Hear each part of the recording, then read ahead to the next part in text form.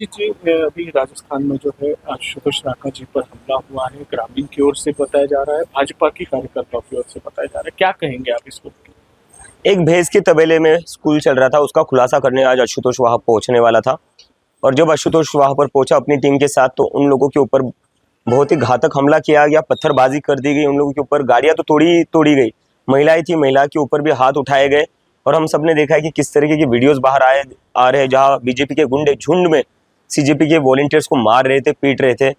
और ये लोग क्या चाहते हैं, मतलब हम बस यही तो चाहते हैं ना कि स्कूल ठीक हो। इनको स्कूल ठीक कराने से इतनी दिक्कत क्या है? अगर ये लोग स्कूल ठीक कर लेते तो आशुतोष को स्कूल में जाने की जरूरत ही नहीं पड़ती। भैंस के तबेले में स्कूल चला रहे हैं ये लोग, तो इसके खिलाफ बोले ना हम।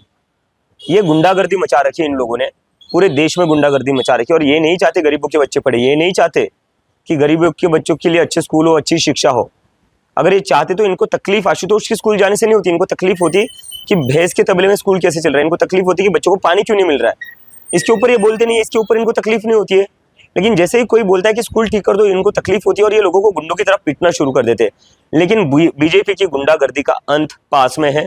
लोग इनको आने वाले चुनावों में सबक सिखाएंगे, क्योंकि अगर ये स्कूल ठीक नहीं करेंगे तो इस देश की जनता इनको वोट नहीं करेगी।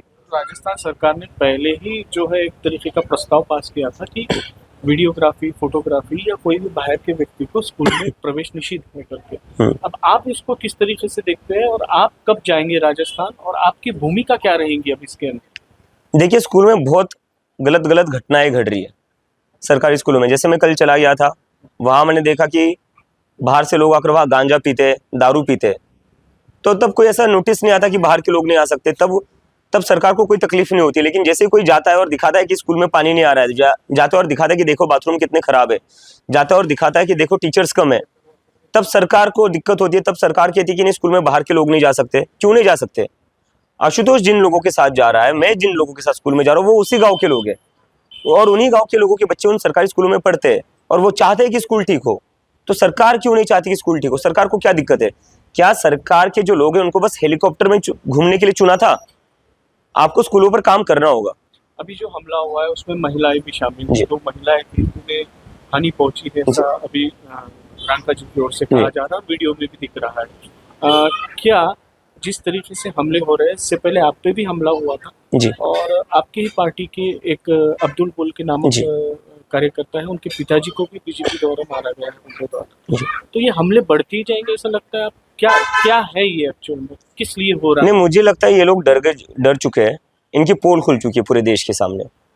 पहले हमने देखा कि धर्मेंद्र प्रधान का इस्तीफा हो गया, उसके बाद से 12-12 साल के बच्चे भी इनकी पोल खोल रहे हैं। इनको उस चीज से डर लग रहा है। इनको दिख रहा है कि देश की जो जनता है वो अब बीजेपी को समझ चुकी है। बीजेपी की पूरी पोल खुल चुकी है पूरे देश के सामने। अब इनको लग रहा है अब कैसे ना कैसे डरा कर, धमका कर लोगों को ये कर दिया है, चुप कर दिया जाए, ताकि इनके खिलाफ कोई बोले ना। लेकिन ऐसा नहीं होगा। अब ये देश जाग चुका है और जंतर मंतर के बाद इस देश ने डरना बंद कर दिया है। तो ये कितने भी हमले कर दे, अब इस देश की जनता इनसे सवाल करेगी। बच्चे भी सवाल करेंगे और बूढ़े भी सवाल करेंगे। और अगर ये नहीं बात मानेंगे तो इनको हटा कर मानेंगे सारे लोग। आपने सुबह ही ट्वीट किया है एमएमआरडी को, जी, क्या है? एमएमआरडी के जो एस्पिरेंट्स थे वो मुझे मिलने आए थे कुछ दिन पहले, और उन्होंने मुझे बताया कि कैसे जो एस्पिरेंट्स बाकी सारे एग्जाम्स में कम मार्क्स ला रहे, 50 मार्क्स ला रहे, 60 मार्क्स ला रहे, वो एकदम से एमएमआरडी के एग्जाम में टॉपर बन जाते हैं। 200 में से 200 मार्क्स आ रहे हैं। और उनमें से कुछ बच्चे तो ऑफिसर्स के बच्चे, जहां तक मुझे बताया गया है उन एस्पिरेंट्स ने, ऑफिसर्स के बच्चे जो टॉपर बन रहे हैं। जिन लोगों को दूसरे एग्जाम में पासिंग मार्क्स भी नहीं मिल रहे थे, वो टॉपर्स बन रहे हैं। और इनमें से कई सारे टॉपर्स एक ही सेंटर के, ऐसा मुझे बताया गया। तो ये कैसे हो सकता है कि कई सारे टॉपर्स एक ही सेंटर के? इसका मतलब उस सेंटर पर कोई ना कोई गड़बड़ हुई है, सेटिंग हुई है, तभी ये ऐसा हुआ है। उसके ऊपर अभी एमएमआरडी के बच्चे फिर से शाम को मुझसे मिलने आने वाले हैं, और आगे की बात वो सभी लोग मीडिया के सामने भी रखेंगे। 11वीं और 12वीं कक्षा के लिए जो है एनसीईआरटी के अभ्यासक्रम में आरएसएस के कुछ लोगों की मदद की जा रही है, कुछ स्कॉलर्स की मदद की जा रही है, किस तरीके से देखते हैं आप? जो लोग खुद पढ़े लिखे नहीं है, जिन लोगों को खुद शिक्षा से दिक्कत है, ऐसे लोग क्या एनसीईआरटी की किताबें लिखेंगे, क्या सिलेबस डिसाइड करेंगे? ना इन्होंने संविधान पढ़ा है, ना इन्होंने अपने ऑफिस पर कभी तिरंगा लहराया है, और ना ये कभी खुद स्कूल गए। तो ये क्या एनसीईआरटी का सिलेबस डिफाइन करेंगे? क्या एनसीईआरटी की किताबें लिखेंगे? एक स्कूल है जो पिछले 1.5 साल से भैंसों के तबेले में चल रहा है। वो स्कूल को ठीक करने की रिक्वेस्ट के लिए कुछ गांव वालों ने हमें अप्रोच किया था कि भैया आप लोग आइए, इस स्कूल का दौरा कीजिए, इस स्कूल की हालत बहुत खराब है। आज हम लोग जब निरीक्षण करने जाने वाले थे, हमारी टीम के कुछ साथी वहां पहले पहुंचे। वहां पर भाजपा के गुंडे मौजूद थे, शंकर बागड़ा और कमल प्रधान वहां के बीजेपी गुंडे हैं। उन्होंने 30-40 लोगों को इकट्ठा किया हुआ था। हमारे वॉलंटियर्स पे, हमारे टीम मेंबर्स पे पहले ही पथराव हो गया। इस बारे में हमने पुलिस स्टेशन को जानकारी दी, लोकल एसएचओ को जानकारी दी, डीसीपी तक को हमने सबको इन्फॉर्म किया।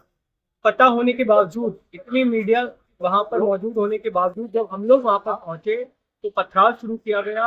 हमारे वॉलंटियर्स के सर फोड़े गए, हाथ पे चोट लगी, उसके हाथ पे फ्रैक्चर आया। रेखा शर्मा जी के पुरुष गुंडों ने इनके मारा है, इनके कंधे पे बहुत तेज चोट आई है, इनका मोबाइल तोड़ा गया, गाड़ियों के शीशे तोड़े गए, मेरी शर्ट फाड़ी गई। वहां पर बहुत सारे लोग मौजूद थे जिनको मारा गया है, और ये सब कुछ मीडिया की मौजूदगी में हुआ है। बहुत शर्म की बात है कि आज देश भर में, राजस्थान में भाजपा के गुंडे ने जो किया है, आज देश भर में राजस्थान का नाम खराब हुआ है।